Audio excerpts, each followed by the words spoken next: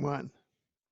Welcome back. I'm Alfred Lamont Weber, and we have the great privilege coming to us from England um, to be with Fay Vale, who will be discussing her new book, co-authored with extraterrestrials, E.T. as Artist. Welcome, Fay. Thank you. Nice to be on the show. Thank you very much. This is an extraordinary book, and we'll be delving into it because these are images and also writings and back and forth dialogue that an interdimensional intelligence creates with you.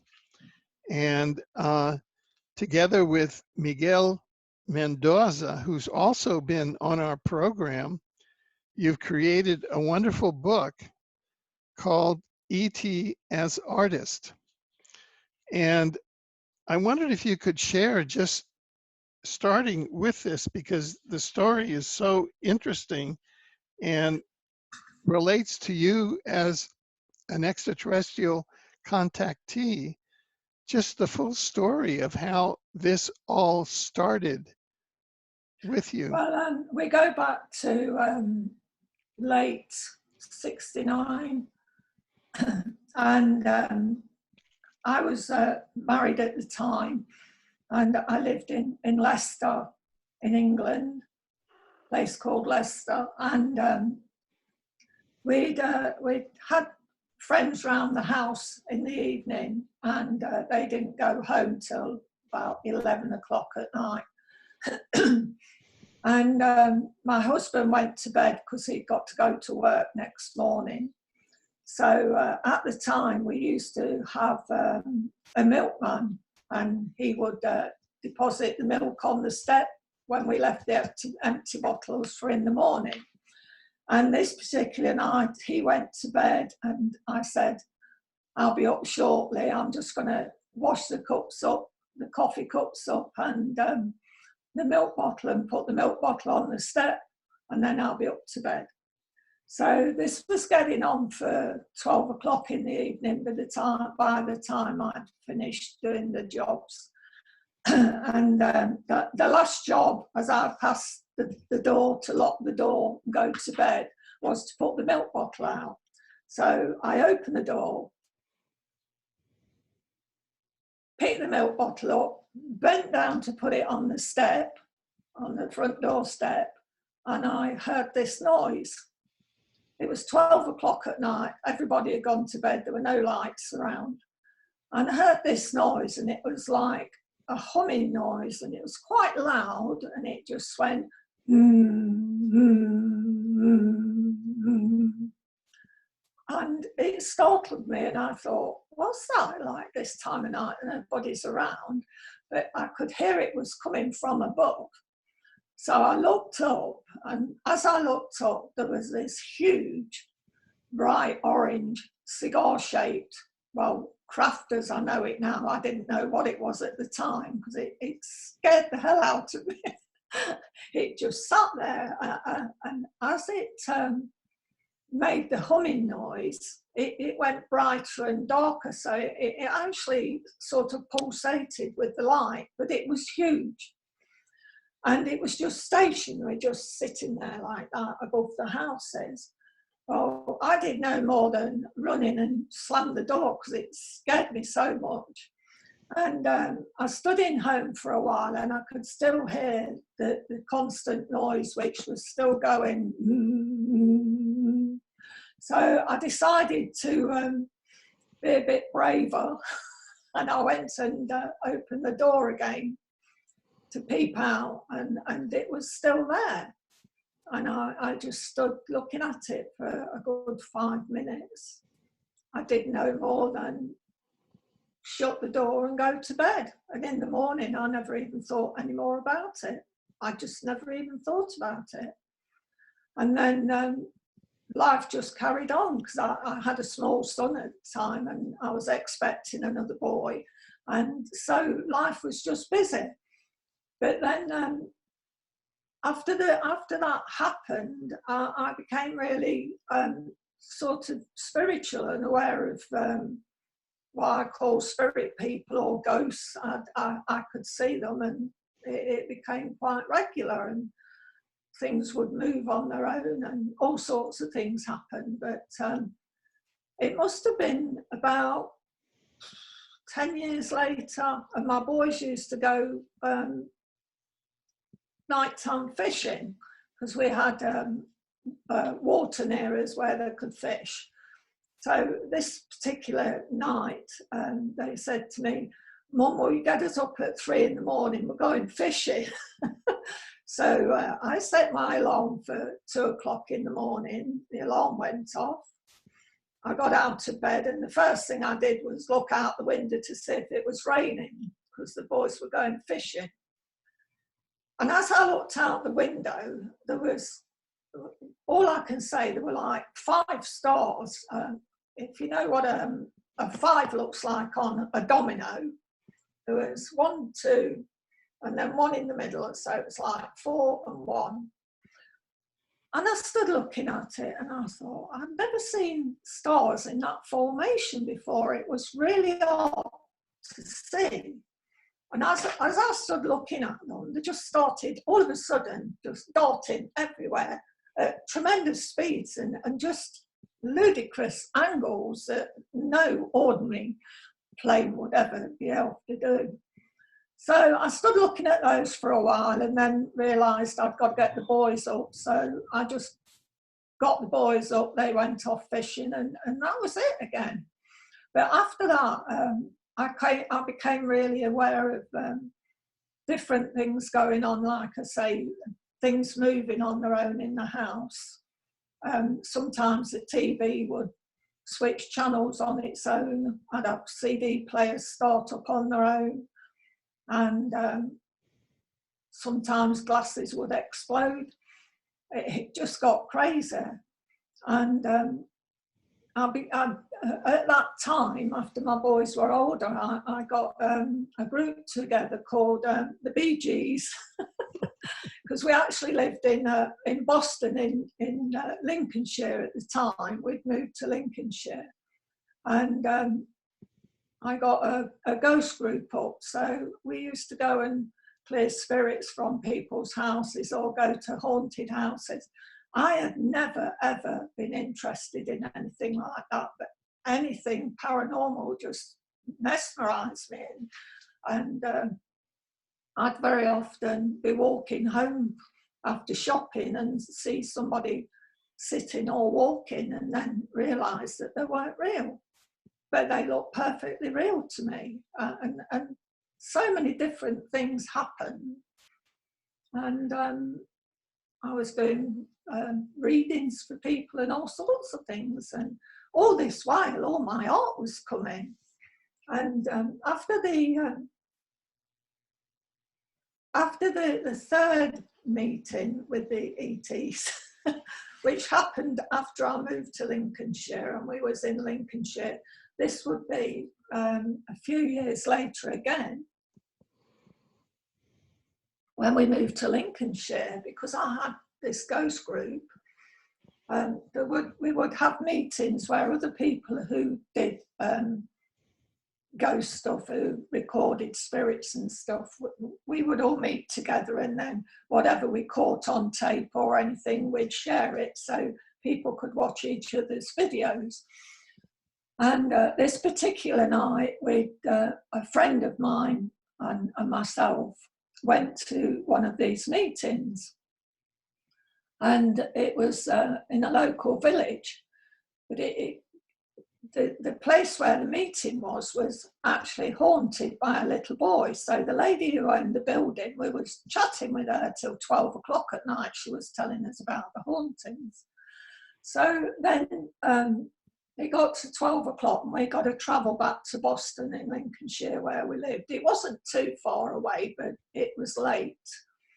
So she was driving, and we got in her car, started travelling towards home, but we had to go through country lanes which were quite dark. And as we're travelling along, all of a sudden, this big white owl flew straight in front of the windscreen and made me jump. And I said to her, "Wow, I've never seen a white owl before." And she said, "No, it's quite unusual for this area." We carried on driving, and as we're driving down the road, we saw this light coming towards us. And at first, we thought it was a car coming towards us with the lights on full beam, because sometimes they'll look like one light when they're a distance away. And it's heading towards us, but as it's coming towards us, it got bigger and bigger and brighter, but although it was dazzling, we could still look at it. But if that was our car, it was coming like that, and it got that near that we thought it was going to hit us. By this time, it covered the whole of the road, and it was just round. So it came along like that. She slammed her foot on the brake, and as she did that, it just went backwards and gone in a second. And we just both sat there in the car, and we just went, "What was that?" And we couldn't explain it. But the thing were, 2 weeks later, I'm out of bed at 3 o'clock in the morning, drawing like mad, and can't stop. It was compulsory. It was like something was making me do it all the while. But the strange thing were, I was doing it left-handed, and I'm a right-handed person. So I was drawing in the opposite hand to what I normally would write or draw with.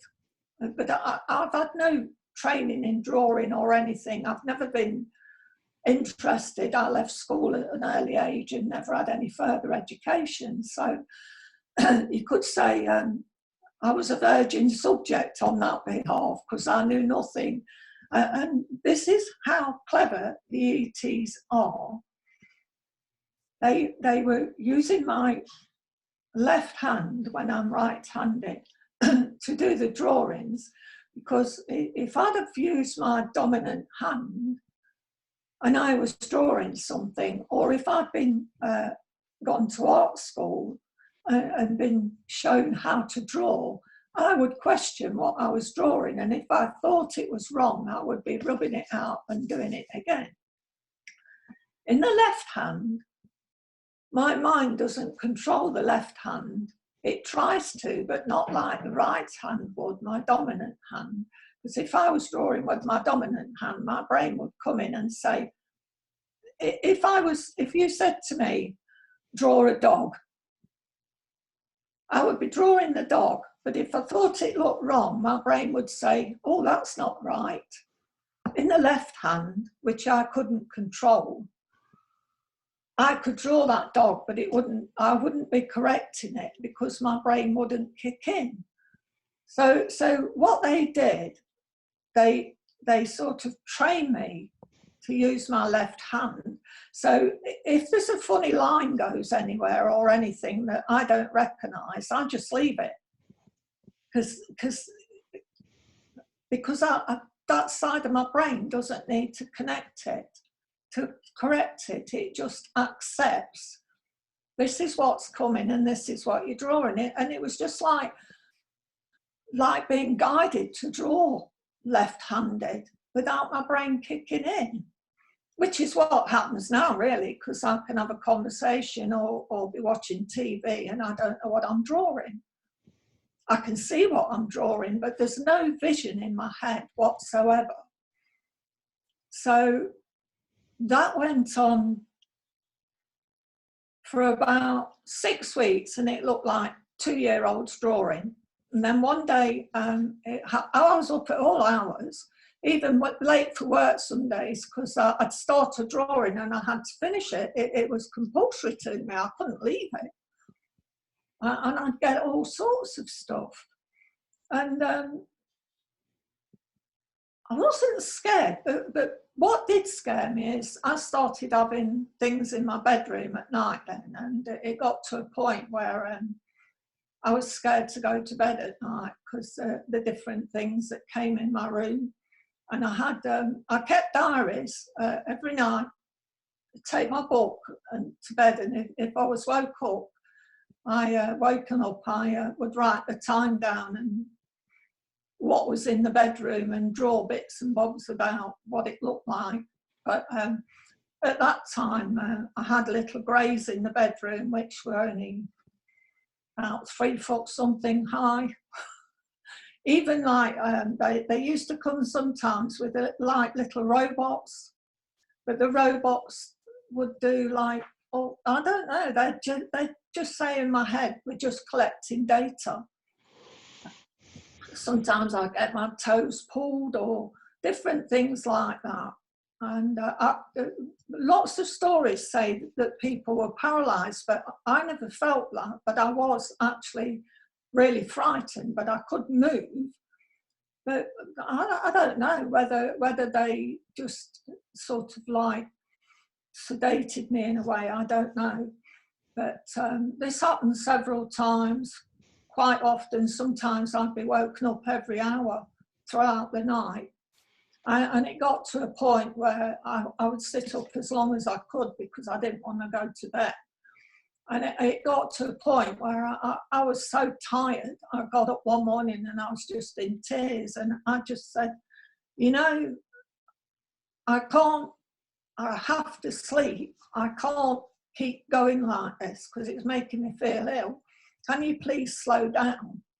After that, they slowed down. And they didn't do it quite so often. And how I felt about it was that the connection was there, and they just wanted to know this, find that, do this, and they never sort of connected to the human side of it and saw that I didn't go at the pace they did. I needed to be human. But after that, it was a lot better, and they never did it quite as frequently, shall I say. But sometimes I'd have scary ones in the room, which I didn't like. There was some big tall ones who were quite scary. But all this time, I never spoke to anybody about it because you can't. People would think you're crazy. The funny thing, the lady in the car with me, she had nothing happened to her afterwards, just me. So. Right. What year was it when the event happened to you in Lincolnshire with the lights, that then the spontaneous drawing happened about 2 weeks It after was that? 207. So this started in 207? Yeah, and I've had it ever since. So that these drawings in the book are really from 207. No, they're from all years. I've got all my books. I've got nearly 3,000 pictures I've drawn. Oh, I see. So that's without books. so is this a collection of drawings from all of? Yeah. Yeah. So when did this start originally? In 207, after the craft on the road. But before that, I never had any drawings. Yeah, that's what I'm trying to establish. Yeah. So before 207, you did not draw. Is that it? No. Oh, I see.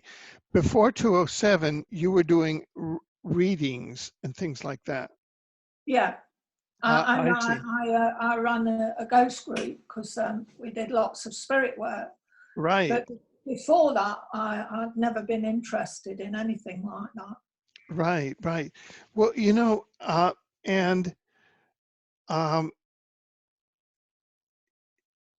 going through a lot of these drawings, there you ask them a lot of questions, and they give you a lot of answers. For example, I'm looking at one on page 59 on animals and beings, and it says, "Can you tell me what the writing means?" Because there's some writing, and they say it is the equivalent of mathematics in human terms. It decreases the living organisms into the particles that are needed for a reproduction of form. Uh, why do you need all of this? As we advance and interact with other realms, we need to modify and reconstruct in order to survive in different terrains of the universe. And then you ask, are you a superior race?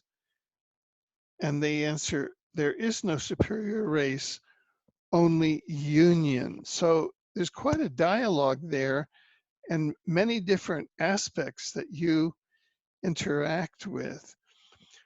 Why do you think,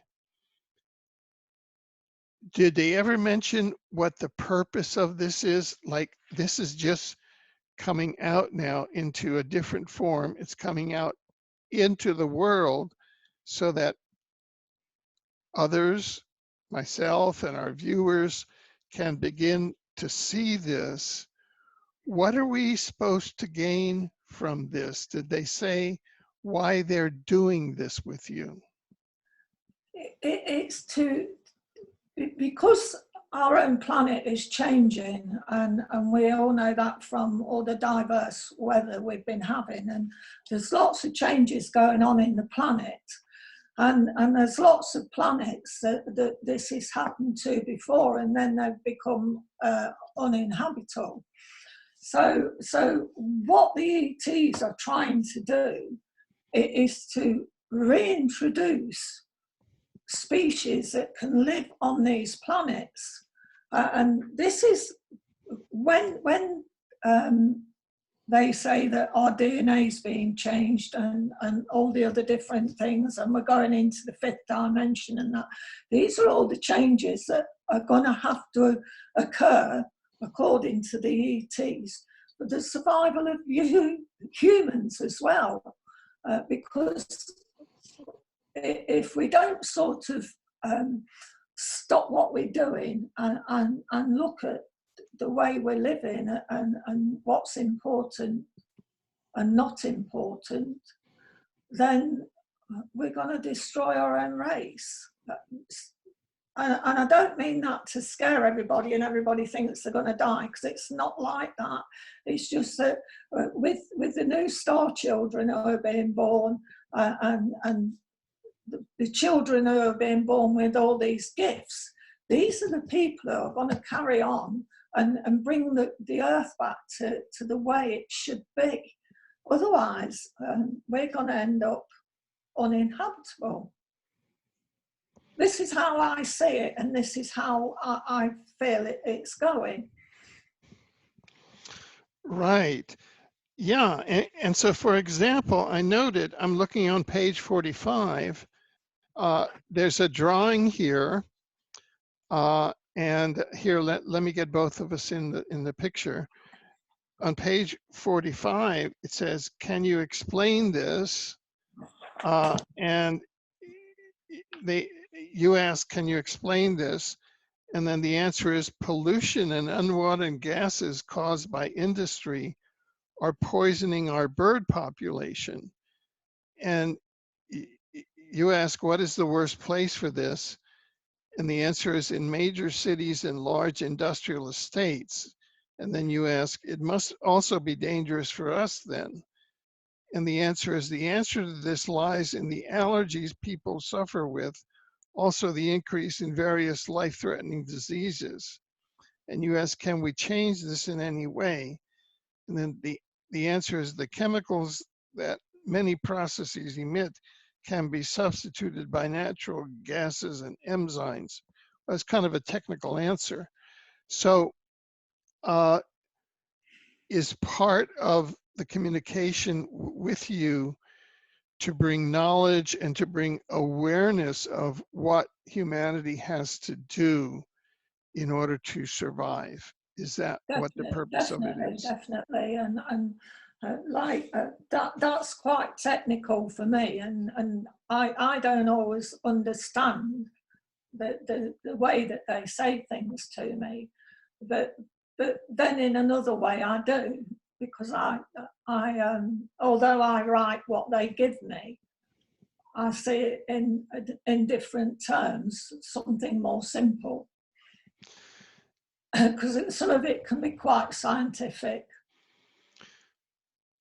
Right, right. So the ETs here have spent quite a bit of time with you, starting with the very first UFO encounter was what, in 1969? Was that your Yeah, first around UFO about then, encounter?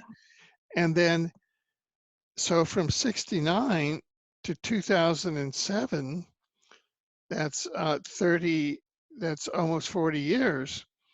And, and, and now they're coming in with the substance of the message, which is, look, we have to do something about the planet. that's right. Yeah, yeah.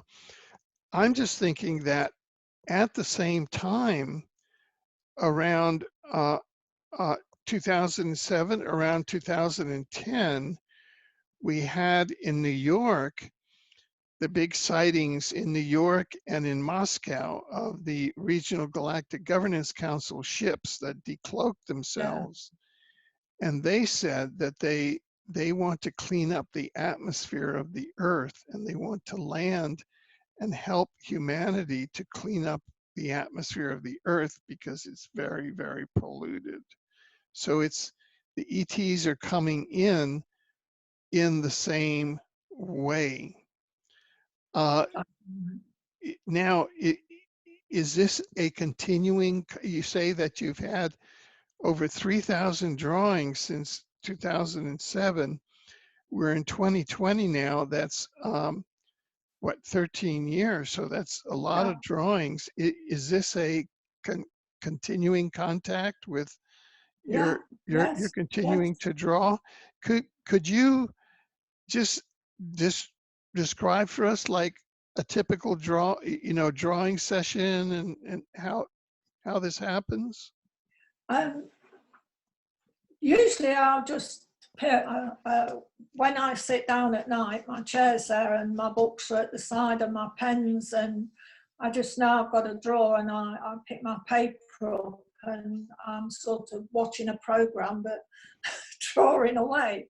And I don't usually ask the questions till afterwards, because some drawings don't need any explanation, but there's some drawings I need to know what they're about. And when I first got communication, I got, which is at the back of the book, all different sorts of writing, which I couldn't understand. And I thought, what's the point in giving me writing if I don't know what it means? So I thought, well, it's a two-way connection. They're connecting to me, so I must be able to connect to those. So I asked if they could put it in my own language. And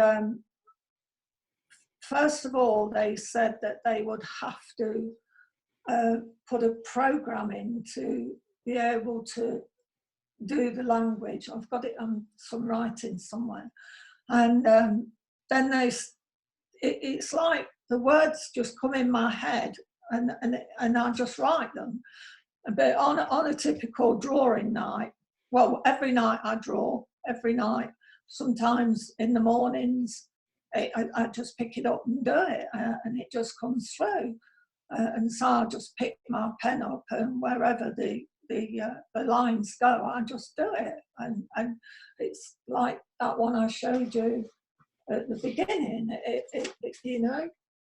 It just evolves, and then for some reason, it can be something else. And then there's no way just sitting there drawing, watching TV that you could even do that.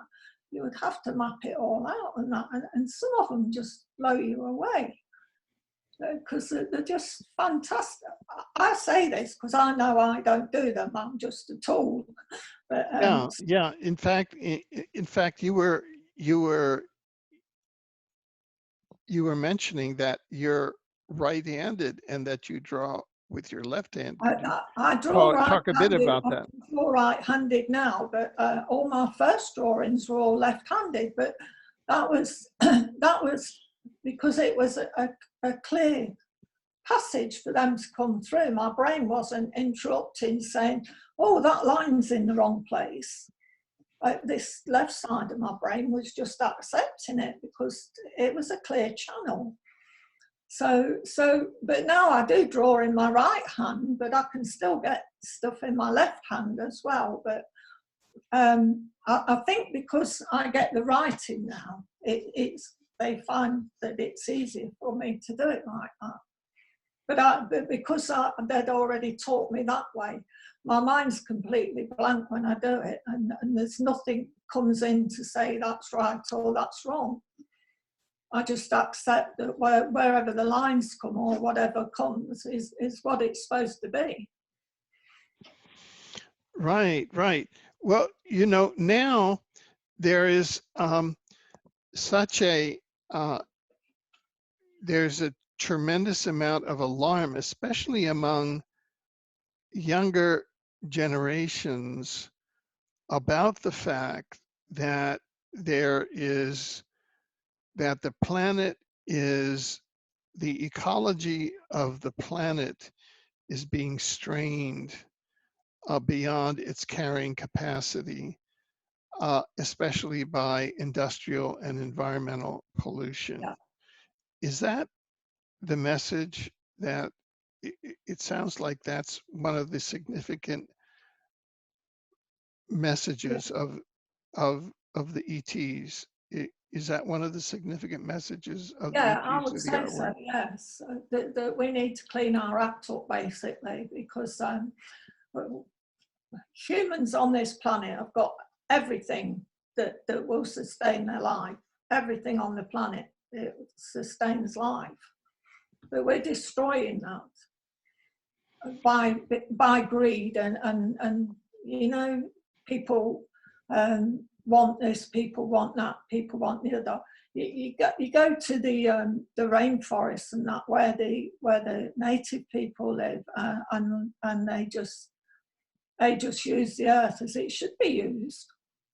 They don't look for riches. They don't go out digging for gold, or they just, the same as the animals in the forest. They just live with the earth, and that's what we should be doing. And this is why we're getting these big messages, because we need to mend our ways, basically, and get the true meaning of life. And there's so much given to us, and it's just ludicrous the way that we're behaving, basically. Right. Now there's a lot of confusion and resistance and conflict, and in the sense that there's countries that pull out of environmental accords, that refuse to accept the data that the Earth is in fact under a lot of environmental stress, and that are acting very selfishly and nationalistically, and are really not, appointing people to their environmental positions who are really pro-industry and pro-exploitation. The United States is one such example, probably the prime example at this time. There are other people that say that the global warming forces are too alarmists, that the global warming uh, evidence, for example, the Australia fires, the California fires, the Russia fires, are partially by global warming, but they're also being led by weather warfare and HARP, you know, a lot of manipulatory uh, uh, arms, uh, directed energy weapons, scalar weapons by a very reptilian negative force that is trying to depopulate the earth and has no respect for Gaia, you know, for Yeah. the earth. So have the ETs talked about how we can get through that conundrum of opposing forces at all? The thing is to believe that we go forward and believe that, you know what, people like me and people like you and lots of other people who value the earth, it's up to us to keep saying what we're saying and to keep.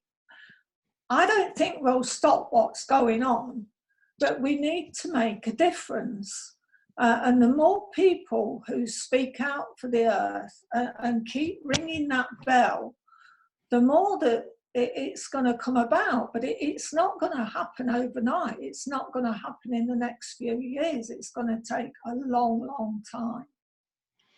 But it's going to be progressive. But I feel it will be very slow, because man's only just starting to get the message. And to be quite honest, there's too many who don't want to hear. And I'm sure you'd agree with that.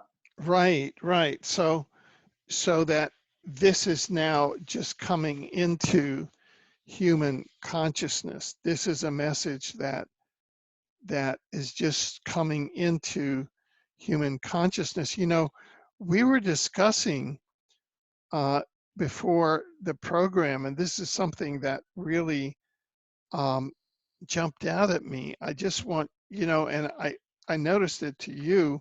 I just want to get out of the way here. If you look at those drawings on the back wall there, Yeah, those are by Canadian Indigenous Aboriginals yeah, on an island archipelago called Haida Gwaii, which is just in northern British Columbia, off the northern British Columbia coast. And I was asking you whether you saw a similarity oh, in very much so. form.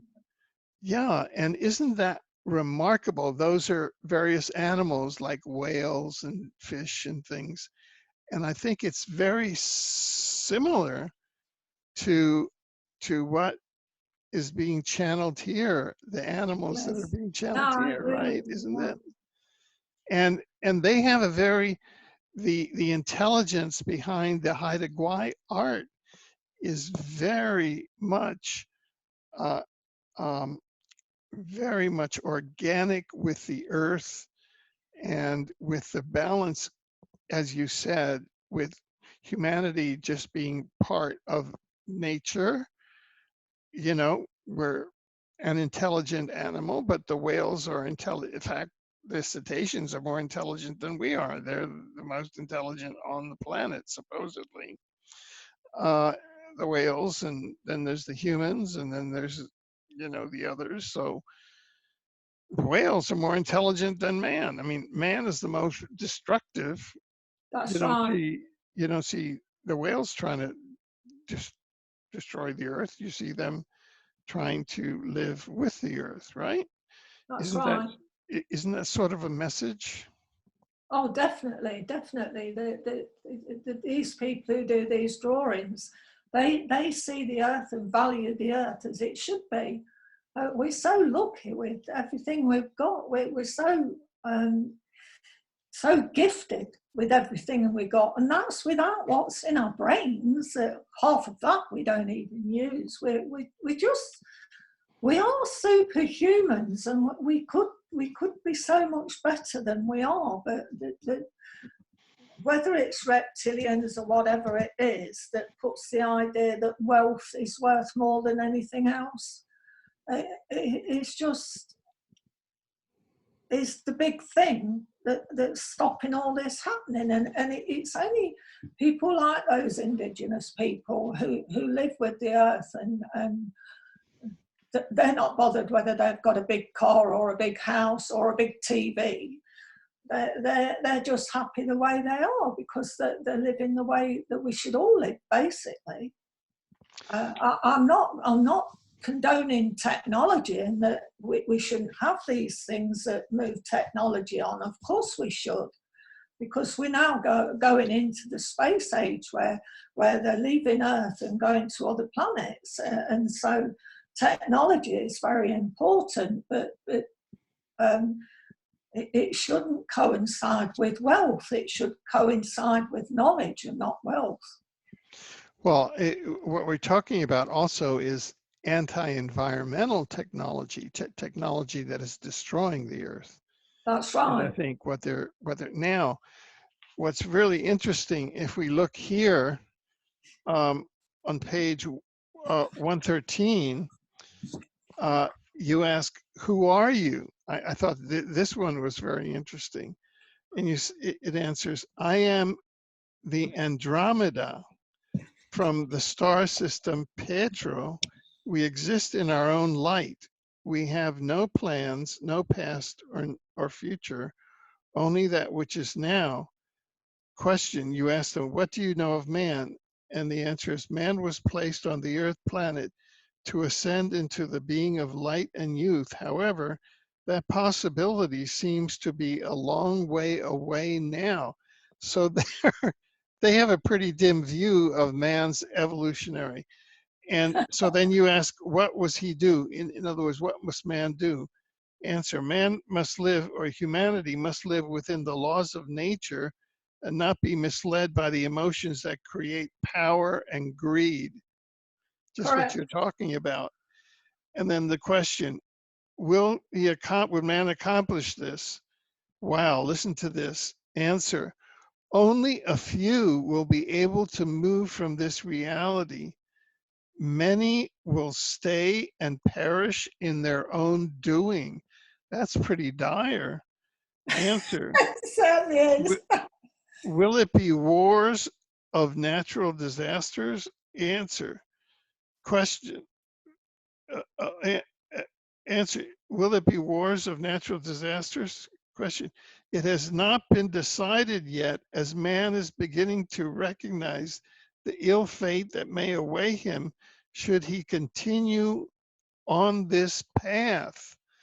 So, today is Thursday, January 9th, 2020. What happened on January 1st and 2nd, 2020? We're just entering the new decade, right? What did Yeah. they do?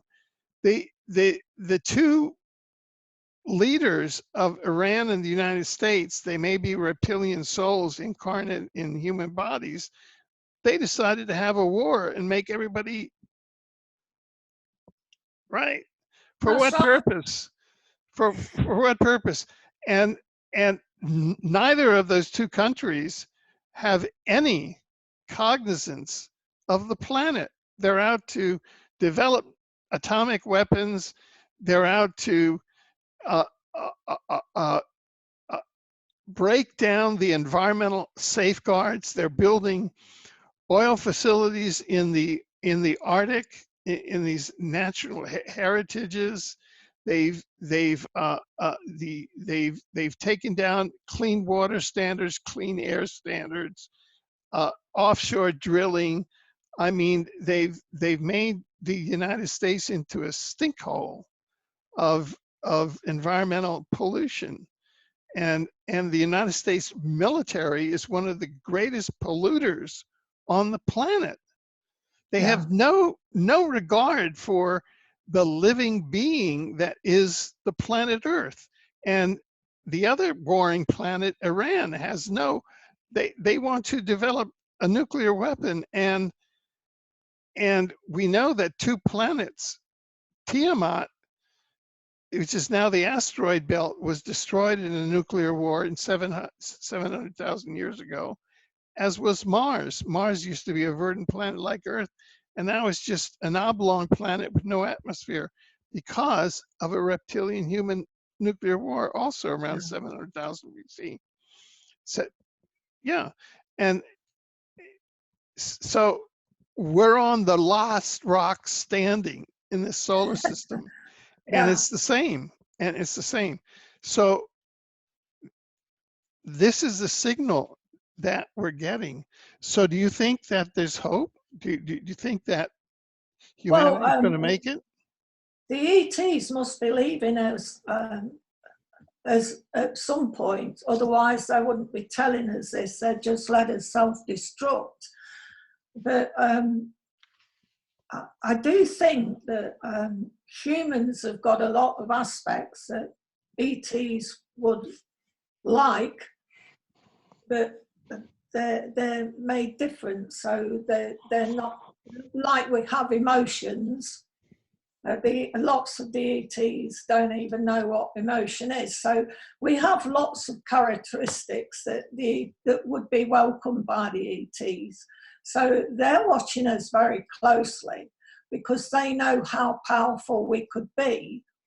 And I don't mean by blowing people up and killing people, but powerful to make this planet flourish in the way it should be. We're very powerful that way, but we're being led down different roads. And this is why they keep pushing this message at us and letting us be aware of what's going on and what the consequences may come to. And this is why we have to speak out, we have to produce books, we have to talk on TV and just keep pushing it out and pushing it out. And whether we survive a great war or the planet blows up, it doesn't mean anything really, because we're just souls in a body. So like we'll be transported somewhere else to do even better work. That's what I believe anyway. Well, you know, here I'm looking at page 145, message to the reader. Ah, yeah. Never let your true self stand in the shadow of others. So this book can be like, one can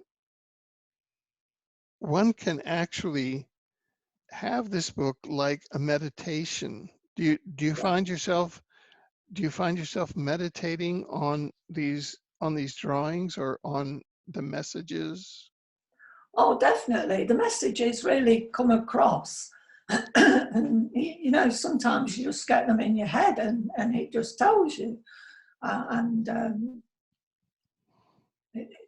It's so amazing. And I actually love what comes to me. I actually love it because, like, I'm so privileged to receive this information and be able to pass it forward. I always think it's like my drawings are like in the First World War, a reporter didn't take photos and run around with a video camera like they do nowadays. Most of the war things were sketches with the information on, and this is what's happening. It's coming that way. And I'm not the only one who does drawings like this. As you say, those people do similar drawings, and I'm sure there's other people who, Mary Rodwell probably knows quite a lot, who do this sort of art. And we're the reporters, we're the people who are getting the message across. And let's face it, art speaks every language. We don't need any words to go with art. If the Egyptians hadn't left all the art that they did, we'd have no idea what it was all about. But it just explains everything at a glance. And this is what's happening. And if you came from China or Holland or somewhere like that and didn't understand the language, you can look at that art and it'll talk to you. So it's really very clever what they do. I'm just in awe of it. It's amazing. Right. I'm taking again here is uh, on page 105. Right. Uh, this beautiful figure. The passage of life can be rough or smooth. Only your judgment, skill, and trust will steer you in your chosen direction to complete your journey into the realms of happiness. Yeah. It's pretty profound. Yeah. So one can take And that. everybody can understand that. I'm sorry. Everybody can understand that. Yeah, and one can take that almost as a collective. You can that can be a collective judgment on the human race, Yeah. Yeah. because we're look, if collectively we buy into uh, those who are trying to start wars versus those who are trying to really do the right thing and to really take care of our home, our Mother Earth. Yeah. You know, those are almost two different directions uh, uh, that humanity can go in. I mean, think of here you have two nations, one is the United States and the other is Iran, and they're both putting all of their production, all of their wealth into arms and warfare. And that's what they're worshiping. That's right. Isn't that amazing? That's also part of the greed thing, isn't it? And like, this is mine and that's yours, because the earth is, well, supposed to be a ball, isn't it? Round. So, like, you look at it like that from, say, we were looking at the earth from the universe, and it's all one. It's only us that have segregated parts of it and said, this is ours, this is yours, don't come on to mine or I will fight you. We have no right to do that. We're in this perfect ball of everything, but we've decided that this bit's mine, that's yours, don't invade. And that's the whole thing that's wrong. We're all one. And until we realise that whether we talk a different language, our features are different, we're all one. If you couldn't see anybody or hear anybody and were just aware of the energy around you, you wouldn't know any different, and you wouldn't be fighting this, that, and the other, because there'd be nothing there. It would be just the energy that you feel, and you would work with the energy. You wouldn't think, oh well, he's from Iran. What's he up to? Because you wouldn't know him as somebody from Iran. You just know the energy. And okay, we get good and bad energies, and we can feel that.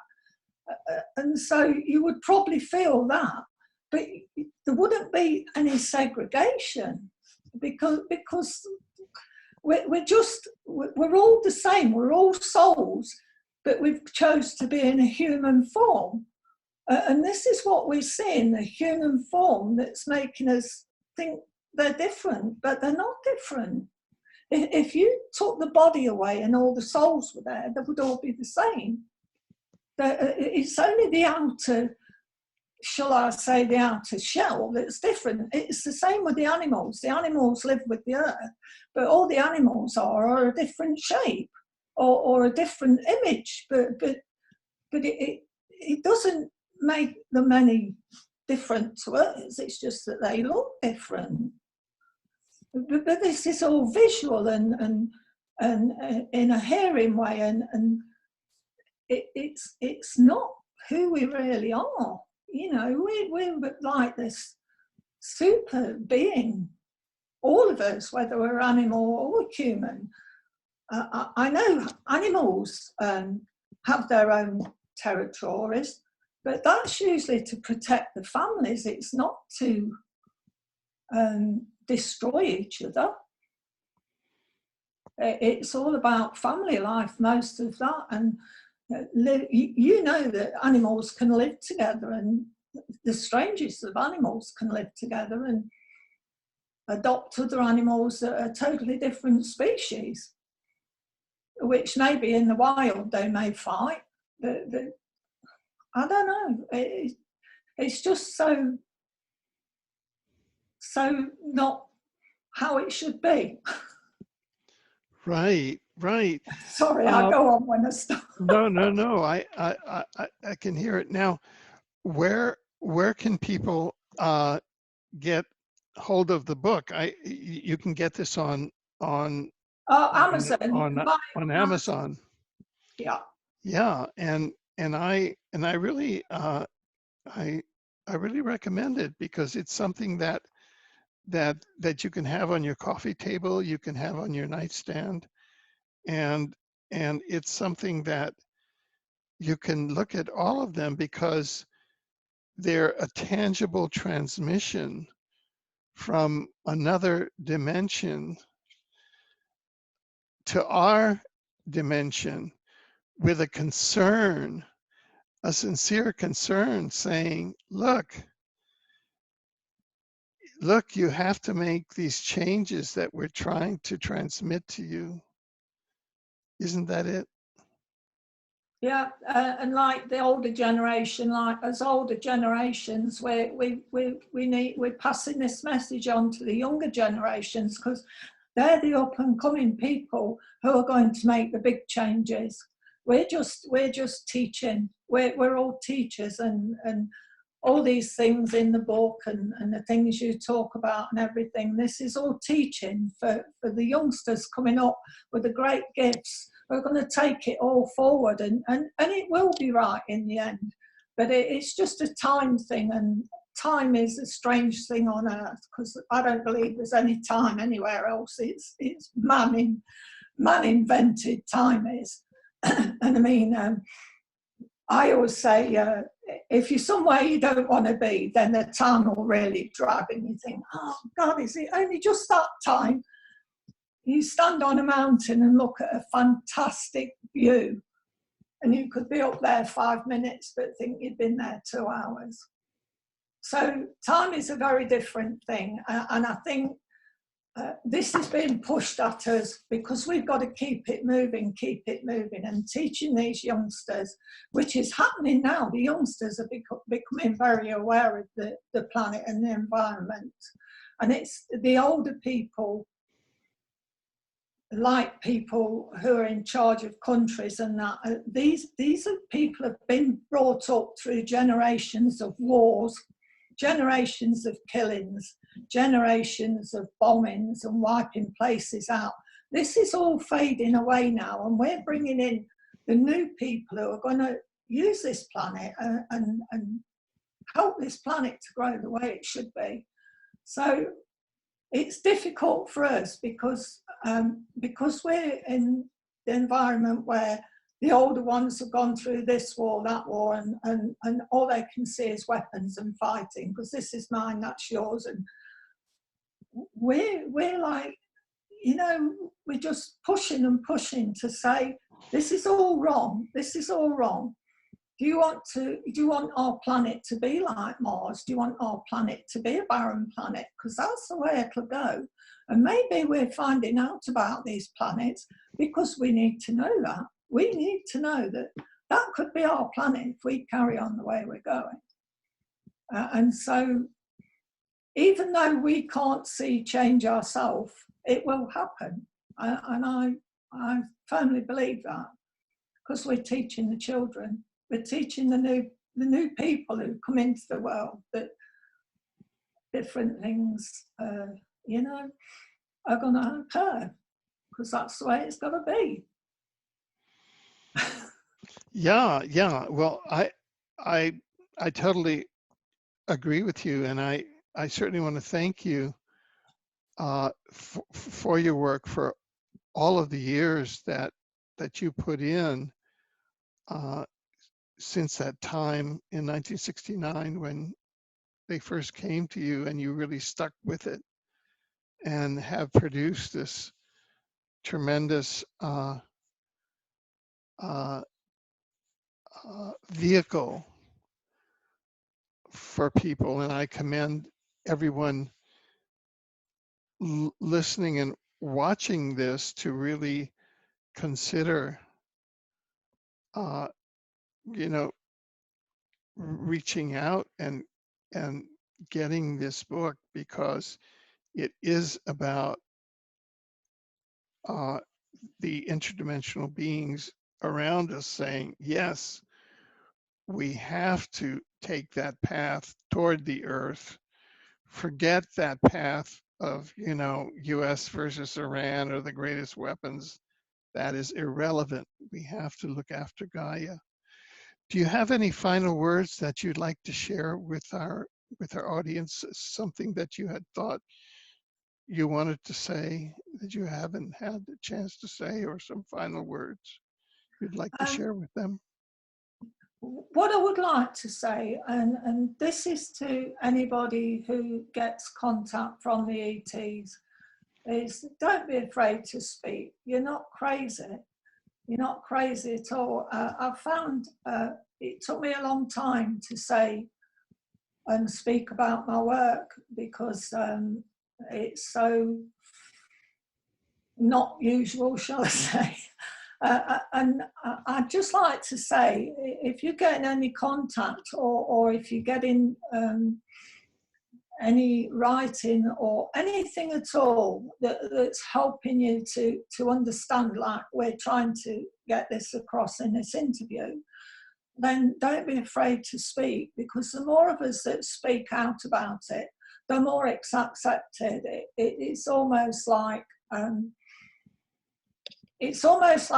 coming out when you're gay. If you're gay, you may hide it from your family for years, but then you have to be who you really are. And it's very brave to do that and say, hey, I'm different, and I'm this and I'm that. And so if you're getting contact, or if you're getting beautiful poems, writing, drawing, anything at all, then please speak about it, because it helps others to come out and speak about it too. And the more of us that do that, the better it'll be for the younger ones to grab the understanding of what everything's all about. And one more thing I'd like to say is to thank everybody, including yourself, who are really pioneering to get these messages across, and to open yourself up and let these people in. And you know, it's a great privilege to be able to do that. So thank you. Oh, well, thank you. And Godspeed. And we look forward to volume 2 of ET as Artist. If you've got 3,000 images there, Yeah, volume 2 must be on its way. hopefully. Thank you. This is Fay Vale. Thank you. And, Thank you. okay, good. So we look forward to your joining us again in the future. Thank you very much. Thank Thank you so much. you.